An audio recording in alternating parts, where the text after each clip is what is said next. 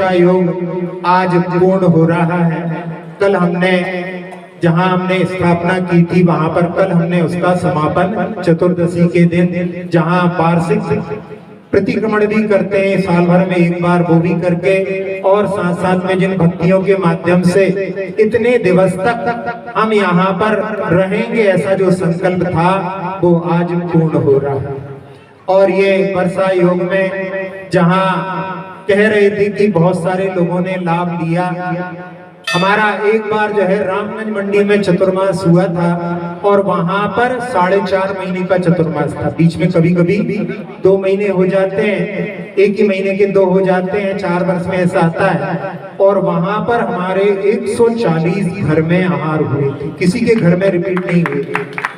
और उसके बाद में भी कुछ लोग और बचे हुए थे, कह रहे थे महाराज जी और रुको, हमने कहा अगली बार आएंगे तो उन लोगों के यहाँ जिनके यहाँ नहीं हुए हैं उन लोगों को चांस मिलना चाहिए। तो इस बहाने से बहुत सारे लोग जिन्होंने नए पहली बार आहार दिए और उनके जहां चेहरे पर जो खुशी थी उसको देख करके हमको लगता था कि ऐसी खुशी से कोई भी जैन यदि मरहूम है तो वो जैन नहीं है।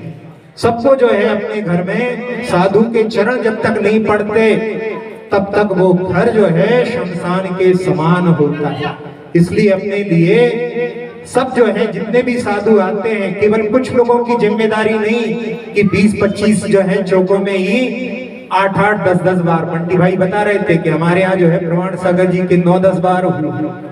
तो ऐसा जो है मतलब 8-10 लोग और भी जो है उससे लाभान्वित हो सकते थे, लेकिन आप लोगों ने उस समय में प्रयास नहीं किया। और बहुत सारे लोगों ने ये भी कहा कि महाराज जी आज हमने आहार दिया है और अब हमारे यहाँ पर आगे भी आहार होते रहेंगे। हमको समझ में आया कि इसमें जितना आनंद है हम अभी केवल पूजा में ही आनंद समझते थे, लेकिन श्रावक के लिए दोनों धर्म, दान और पूजा दोनों धर्मों के लिए लिखा है। आप लोगों को सुन करके आश्चर्य होगा आगम में क्या वर्णन है।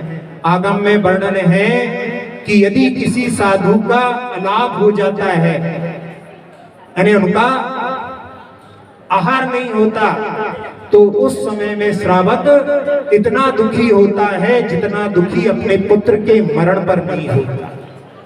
इतना दुखी होता है क्यों? क्योंकि पुत्र के मरण में उसका कोई ऐसी इच्छा नहीं थी। कौन अपने पुत्र को मारना चाहेगा? लेकिन यदि काल के बस में पुत्र का मरण हो जाता है तो उस समय में अपना बस नहीं है। लेकिन मैंने पुरुषार्थ नहीं किया, यदि मैं पुरुषार्थ करता तो साधु का लाभ नहीं होता। ये भावना जो है उसमें श्रावक के लिए बदलाई है। इसलिए कभी भी कोई दान से पीछे ना रहे। तो यदि कोई पीछे रहता है तो वो जो बात हमने पहले कही है कि अपने आगे नाम के आगे आप लोग जैन लिखते हैं, उसका गौरव रखते हुए घरों में साधु के शरण पड़ना चाहिए। जीवन पद्धति चल रही है, उसमें लोग रात्रि में जो है जाग रहे हैं, वो कभी भी जो है स्वस्थ नहीं रह सकते।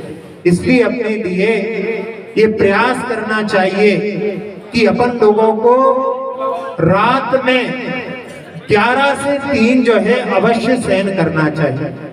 एक शरीर का डिटॉक्सिकेशन प्रोसेस होता है।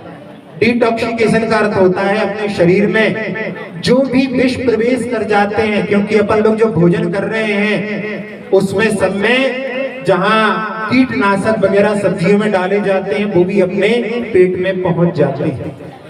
तो रात में यदि अपन 11 से 3 शयन करते हैं तो अपनी बॉडी का, ये मेडिकल साइंस का रिसर्च के माध्यम से आया है कि जब रात में अपन 11 से 3 सोते हैं तो अपने शरीर में ये प्रोसेस होता है डिटॉक्सिकेशन का। उसके माध्यम से सारे जितने भी जो पदार्थ अपने शरीर के लिए हानिकारक हैं उनको अपना शरीर निकाल करके और मलाशय में बाहर फेंकने के लिए रख देता है। लेकिन जो लोग रात में 11 से 3 में जगते हैं उनके शरीर में वो प्रोसेस अच्छे से नहीं होता।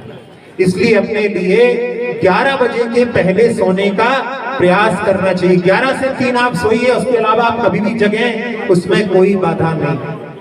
और जहां एक सुश्रुत नाम का एक आयुर्वेद ग्रंथ है उसमें बतलाया है कि ज्यादा पानी भी नहीं पीना चाहिए। ज्यादा पानी, कई लोग बहुत कम पानी पीते हैं, वो भी खराब है, लेकिन ज्यादा पानी भी नहीं पीना चाहिए। उसमें बतलाया है लक्षण कि जब आप लघु शंका के लिए जाते हैं, जिसको पेशाब बोला जाता है, आप उसको भी देखा करिए। और यदि आपका लघु शंका में वो पेशाब जो है यदि बिल्कुल व्हाइट हो गया है, इसका मतलब है आप ज्यादा पानी ले रहे हैं। वो हल्का पेल येलो, हल्का येलो रंग का होना चाहिए, एकदम डार्क है, इसका मतलब है आप पानी कम ले रहे हैं। और यदि जो है बिल्कुल व्हाइट हो गया है, तो इसका मतलब है आप पानी ज्यादा ले रहे हैं। तो ज्यादा पानी भी हानिकारक होता है। तो ये भी जो है उसमें सुश्रुत में लिखा हुआ है। और साथ साथ में एक बात कि दिन में शयन करना, जो चादर ओढ़ करके दिन में सोते हैं, वो अपने स्वास्थ्य को जो है गंवा रहे हैं। इस मौसम में तो खासकर जो है रात में सोना तो ठीक है, लेकिन दिन में यदि सोते हैं तो कफ की वृद्धि होती है। इसलिए अपने को स्वास्थ्य प्राप्त करना है। दिन में थोड़ा सा कैटनैप जिसको बोलते हैं, बैठे बैठे थोड़ा बहुत यदि आ जाती है नींद तो वो बुरी नहीं, लेकिन आप चादर लेकर के ओढ़ करके सोते हैं, वो आप अपने शरीर को वहां पर बीमारी के लिए भेज रहे हैं। जो मोबाइल के माध्यम से अपना कितना समय उसमें बर्बाद हो रहा है। अभी डाटा आया था, भारत में 5-5 घंटे लोग मोबाइल पर लगे हुए हैं। और जापान में वहां पर अभी जो है एवरेज व्यक्तियों के लिए आया है, वो मिनट्स में है। 40-50 मिनट जो है वो दिन भर में देखते हैं। 5-5 घंटे यदि अपन उस पर मोबाइल पर लगे रहेंगे तो अपनी कितनी हानि उसके माध्यम से हो सकती है। इसलिए अपने लिए हमने अभी बीच में भी एक बार उसके बारे में कहा था कि अपने लिए भोजन करते समय टेलीविजन और मोबाइल को देख करके भोजन नहीं करना चाहिए। क्योंकि जब अपन भोजन करते हैं उस समय में यदि अपन टीवी मोबाइल देखते हैं तो अपना जो भोजन का लाभ अपने लिए मिलना चाहिए, अपन उसका पूरा लाभ नहीं ले पाते। तो अपने लिए टीवी मोबाइल बंद करके इत्मीनान के साथ में भोजन करना चाहिए। भोजन को हाथ से छूना चाहिए, चम्मच से खाना भी, उसके माध्यम से भी अपने शरीर में जो सीक्रेट होते हैं वो नहीं हो पाते। अपने को भोजन को देखना भी चाहिए, भोजन की गंध भी लेना चाहिए और भोजन को अच्छे से चखना भी चाहिए। यदि आप टीवी मोबाइल देख रहे हैं तो आप उस समय में भोजन को जो है देखेंगे नहीं, चखेंगे नहीं, क्योंकि आप जो सुन रहे हैं सुन भी नहीं रहे हैं अपने भोजन को। जब आप पापड़ खाते हैं उसकी आवाज आती है, लेकिन जब आप बाहर टीवी को देख रहे हैं, मोबाइल को देख रहे हैं तो उसकी आवाज सुन रहे हैं, भोजन की आवाज भी आपको नहीं आती। तो उसको पचाने के लिए जो जूस सीक्रेट होते हैं वो भी आपके अच्छे से नहीं होते। तो आपके लिए जो है इस प्रकार से अपने जीवन को थोड़ा सा नियंत्रित करिए, नहीं तो ये मोबाइल का ऐसा है। अभी एक रिसर्च में आया था, छोटे छोटे बच्चों के लिए यदि आप समय यानी उनके लिए लगा दें उस कार्य में और अपना कार्य कर लें, ऐसा सोच करके मोबाइल देते हैं तो उसके माध्यम से उनके शरीर में भी भयानक रोग भी उत्पन्न हो रहे हैं। ऐसा हो रहा है कि बच्चे रात में सोते सोते स्वाइप कर रहे हैं, सपने में ऐसे हाथ चला रहे हैं। ऐसा जो है उनके ऊपर इफेक्ट पड़ रहा है।